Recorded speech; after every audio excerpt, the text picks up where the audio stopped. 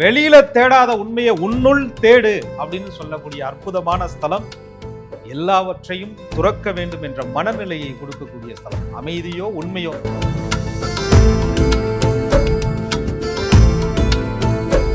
நேர்மையாக இருப்பது, நியாயத்தோடு இருப்பது, உண்மையோடு இருப்பது, ஏகாந்த மனசோடு இருப்பது, பரோபகார செயல்களை, ஜீவகாரணிய செயல்களை துணிந்து செய்வது. அதுக்கு என்னங்க துணிவு? இறக்கப்பட்டு செய்வது.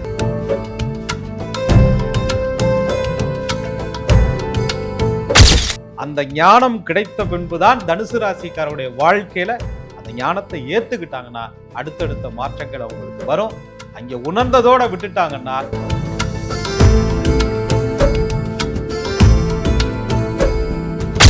பெரியவங்க சொல்வாங்க இல்லையா, உள்ளுக்குள் காண்பவன் உண்மையை காண்பான் அப்படிம்பாங்க. தன் மனதுக்குள் தன்னுடைய உண்மையை அறியாதவன் வெளியில எப்படி அறிய முடியும்னு சொல்லுவாங்க இல்லையா.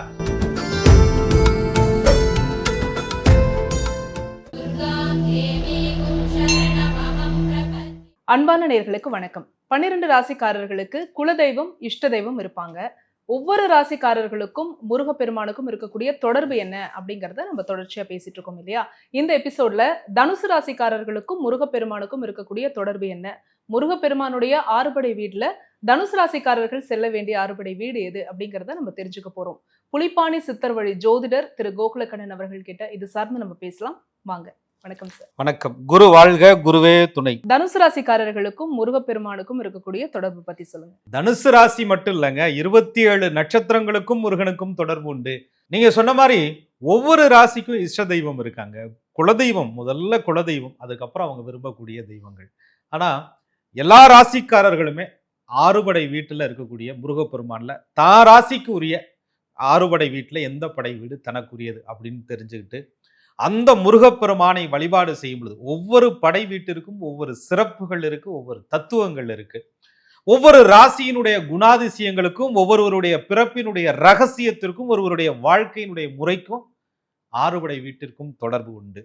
அந்த ஆறுபடையப்பன் முருகப்பெருமானை தனுசு ராசிக்காரர்கள் வழிபாடு செய்யும் பொழுது தனுசு ராசிக்காரர்களுடைய வாழ்க்கையில வழிகாட்டும் குருவாக அந்த முருகப்பெருமான் நிச்சயம் இருப்பார். ஏன்னு சொன்னா முருகனை நம்பினவங்க பாதை தடுமாற மாட்டாங்க, முருகனை நம்பினவங்க பாதை மாற மாட்டாங்க, முருகனை நம்பினவங்களுக்கு சரியான வழி கண்டிப்பா பிறக்கும். தனுசு ராசிக்காரர்களுடைய வாழ்க்கையினுடைய திசைக்கு சரியான போக்கை முருகப்பெருமான் தனுசு ராசிக்காரர்களுக்கு நிச்சயமாக காட்டுவார். தனுசு ராசிக்காரர்களுடைய வாழ்க்கைக்கு திசை காட்டக்கூடிய குரு முருகப்பெருமான் அப்படின்னு சொல்லியிருக்கீங்க. அந்த அளவுக்கு தனுசு ராசிக்காரர்களுக்கு வாழ்க்கையில ஸ்ட்ரகிள் இருக்குமா சார்? நிச்சயமா. தனுசினுடைய அந்த வாழ்க்கைக்கே அவங்களுடைய எந்த போக்காக இருந்தாலும் கூட அந்த போக்குக்கு சரியான பாதையை காட்டக்கூடிய அந்த குருவாக இருந்து முருகன் அவங்கள வழி நடத்துறார்.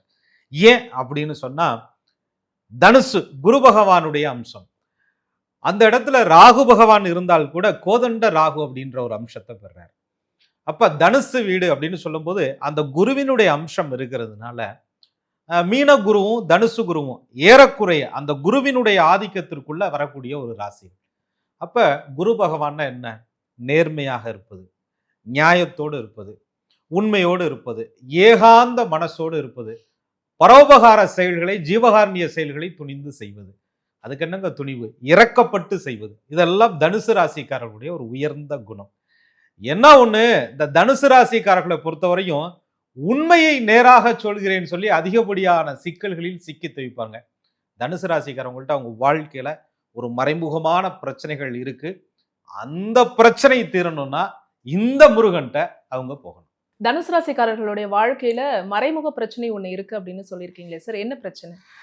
தனுசு ராசிக்காரர்கள்ட்ட மறைமுக பிரச்சனை அப்படின்னு சொல்லும்போது எதையும் மறைச்சு வச்சுட்டு தெரியறதெல்லாம் கிடையாது. நேர்மையை அதிகமாக காட்டுறேங்கிற பேர்ல தனுசு ராசிக்காரர்கள் நிறைய பிரச்சனைகளை சந்திச்சுக்குவாங்க. நான் சொல்லக்கூடிய அந்த பிரச்சனையை சந்திக்காத தனுசு ராசிக்காரர்களே இருக்க முடியாது. ஒருத்தட்ட அட்வைஸ் பண்றேங்கிற பேர்ல உண்மையை உறக்க சொல்லி அதிகப்படியான பிரச்சனை, மிஸ் அண்டர்ஸ்டாண்டிங் சம்பந்தப்பட்ட சூழ்நிலையில தனுசு ராசிக்காரர்கள் சிக்கி தவிப்பார்கள். உண்மையை முகத்திற்கு நேராக சொல்ற காரணத்தினால தனுசு ராசிக்காரர்களுக்கு நிறைய பிரச்சனை அவர்களுக்கு வரும். அதை மறைத்து பேசியோ ஒளித்து பேசியோ அவர்களுக்கு தெரியாத காரணத்தினால உண்மையை உறக்க சொல்லி தனுசு ராசிக்காரர்கள் அதீதமான மன அழுத்தத்திற்கு ஆளாவாங்க. தனுசு ராசிக்காரர்களுக்கு தேவைங்கிறது உண்மை மட்டும் இல்லைங்க, ஒரு சமநிலை அது தேவை. ஏன்னா தனுசு ராசிக்காரர்களுக்கு முருகப்பெருமான் ஒரு பாடத்தை கண்டிப்பா கற்றுக் கொடுப்பார். அளவுக்கு மீறினால் அமுதமும் நஞ்சு அப்படிங்கிற பாடத்தை, அந்த லெசனை தனுசு ராசிக்காரர்கள் படிக்கும் விதமாக, அதை புரிய வைக்கும் விதமாக முருகன் அவர்களுக்கு அருள் கொடுப்பார். அந்த பாடம் வேணும்னா அந்த முருகன்ட்ட தனுசு ராசிக்காரவங்க கண்டிப்பா போகணும். அப்பத்தான் தனுசு ராசிக்காரவங்க உண்மையை சொல்லி சிக்குவதில் இருந்து வெளியில வருவாங்க.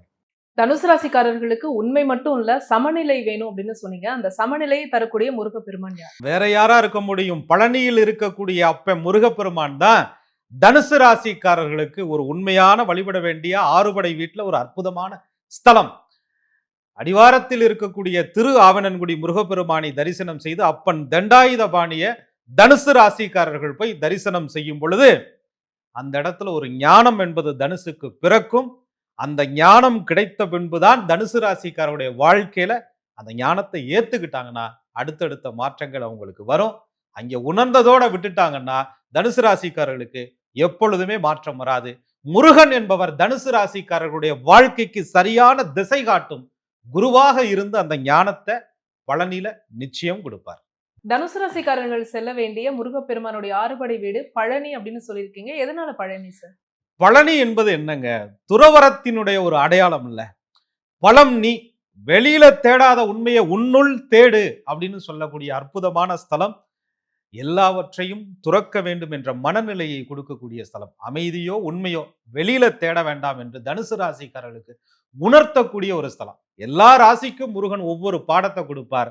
தனுசு ராசிக்காரர்களுக்கு ஆனந்தம் என்பது, சந்தோஷம் என்பது, மகிழ்ச்சி என்பது, நிம்மதி என்பது, உண்மை என்பது வெளியில கிடையவே கிடையாது, உன்னுள் இருக்கிறது என்பதை பழனி முருகன் தனுசு ராசிக்காரர்களுக்கு நிச்சயமா உணர்த்துவார். உண்மை உன்னுள் தான் இருக்கு அப்படின்னு முருகப்பெருமான் தனுசு ராசிக்காரர்களுக்கு புரிய வைப்பார் அப்படின்னு சொன்னீங்க. இவங்க பழனி போறதுக்கு உகந்த நாள், நட்சத்திரம், கிழமை இருக்கா? முருகப்பெருமான் அப்படின்னு சொன்னாலே நம்ம செவ்வாய்க்கிழமை அவருக்கு மிகப்பெரிய ஒரு உகந்த நாள் அப்படின்னு சொல்றோம். ஆனா கிரக அமைப்புகள்ல ஒவ்வொரு ராசிக்கும் உரிய அமைப்புகள்னு சில கிழமைகள், நட்சத்திரங்கள், திதிகள்லாம் இருக்கு. தனுசு ராசிக்காரர்களை பொறுத்தவரை மூலம், பூராடம், உத்திராட நட்சத்திரத்துல பிறந்திருப்பாங்க. அந்த பாதத்தின் அடிப்படையில சில அமைப்புகள் மாறும். அதுல இந்த தனுசு ராசிக்காரர்கள் தான் பிறந்த நட்சத்திரத்தை ஜென்ம நட்சத்திரமாக கொண்டு நட்சத்திர தாராபலன்கள் அடிப்படை 9 தாரைகளாக பிரிக்கப்பட்டு தனக்கே உரிய சேமதாரை, சம்பத்து தாரை, சாதக தாரை போன்ற நல்ல தாராபலன்கள் கொண்ட நாள்ல தனுசு ராசிக்காரர்கள் அந்த குருவினுடைய அருளால பிறந்ததுனால அந்த வியாழக்கிழமை அன்னைக்கு என் வாழ்க்கைக்கு வழிகாட்டும் முருகா, என வாழ்க்கைக்கு திசை காட்டும் முருகான்னு சொல்லி அந்த வியாழக்கிழமை முருகன் இடத்துல போய் தனுசு ராசிக்காரவங்க வழிபாடு செய்யணும். பெரியவங்க சொல்லுவாங்க இல்லையா, உள்ளுக்குள் காண்பவன் உண்மையை காண்பான் அப்படிம்பாங்க. தன் மனதுக்குள் தன்னுடைய உண்மையை அறியாதவன் வெளியில எப்படி அறிய முடியும்னு சொல்லுவாங்க இல்லையா, அது மாதிரி தனுசிற்கு உண்மையை நிச்சயமாக அந்த முருகப்பெருமான் காண்பித்து கொடுப்பார், உணர வைப்பார். அந்த முருகனை தனுசு ராசிக்காரர்கள் வியாழக்கிழமை போகும் பொழுது சும்மா இல்லைங்க, அவருடைய நாமங்கள், அவருடைய மந்திரத்தை சொல்லி, தமிழ் கடவுளான முருகப்பெருமானுடைய அற்புத மந்திரமான சரவண பவ என்ற மந்திரத்தை 11 முறை சொல்லி நல்லெண்ணெய் தீபம் ஏற்றி முருகப்பெருமானை வழிபாடு செய்து வரும் பொழுது சங்கடங்கள் தனுசு ராசிக்காரர்களுக்கு நிச்சயமாக நீங்கும். உண்மைக்கான வழி என்பது தனுசு ராசிக்காரர்களுக்கு உறக்க புரியும். தனுசு ராசிக்காரர்களுக்கு ஓம் சரவணபவ மந்திரத்தை 11 முறை சொல்லணும் அப்படின்னு சொல்லியிருக்கீங்க. ஒரு சில பேர் மந்திரத்தை எழுதுவாங்க, ஜபிப்பாங்க, அதையும் பண்ணலாமா? நிச்சயமா தனுசு ராசிக்காரர்களை பொறுத்தவரை அந்த மந்திரங்களை சொல்லிக்கொண்டே இருப்பது ரொம்ப ரொம்ப நல்லது. ஏன்னா தனுசு என்பது தோல்வி காண்பது அப்படிங்கிறது உண்மை இல்லாததுனால அல்ல, அந்த உண்மையை ரொம்ப வெளிப்படையா பேசுறதுனால. ஆக தனுசிற்கு சரவணபவ மந்திரத்தை சொல்லும் பொழுது ஆத்மார்த்தமான ஒரு அமைதி கிடைக்கும், வெற்றி, சாந்தம், உள்ளார்ந்த மன நிம்மதி நிச்சயம் கிடைக்கும். திசை காட்டும் குருவாக இருந்து பழனி முருகர் தனுசு ராசிக்காரர்களுக்கு வழிகாட்டட்டும் சார். மிக்க நன்றி. மிக்க நன்றி. குரு வாழ்க, குருவே துணை. என்ன நேர்களே, தனுசு ராசியில பிறந்த நீங்க உங்களுக்கான முருகப்பெருமானுடைய ஆறுபடை வீடு பழனி அப்படிங்கறத இந்த எபிசோட்ல நீங்க கேட்டு தெரிஞ்சுட்டு இருந்திருப்பீங்க இல்லையா? இதே மாதிரி ஒவ்வொரு ராசிக்காரர்களுக்கும் முருகப்பெருமானுக்கும் இருக்கக்கூடிய தொடர்பு என்ன, முருகப்பெருமானுடைய ஆறுபடை வீடுல நீங்க செல்ல வேண்டிய ஸ்தலம் எது அப்படிங்கறதையும் பேசிட்டு இருக்கோம். இது எல்லாமே உங்களுடைய யூடியூப் நோட்டிபிகேஷன்ல ஆட்டோமேட்டிக்கா வரணும் அப்படின்னா நீங்க செய்ய வேண்டியது ஆஸ்ட்ராலஜர் கோகுலகண்ணன் யூடியூப் சேனலை உடனடியா சப்ஸ்கிரைப் பண்ணிக்கோங்க. பக்கத்துல இருக்கக்கூடிய பெல் ஐக்கானை மறக்காம கிளிக் பண்ணிடுங்க. இந்த வீடியோவை நீங்க பார்த்ததற்கு மிக்க நன்றி.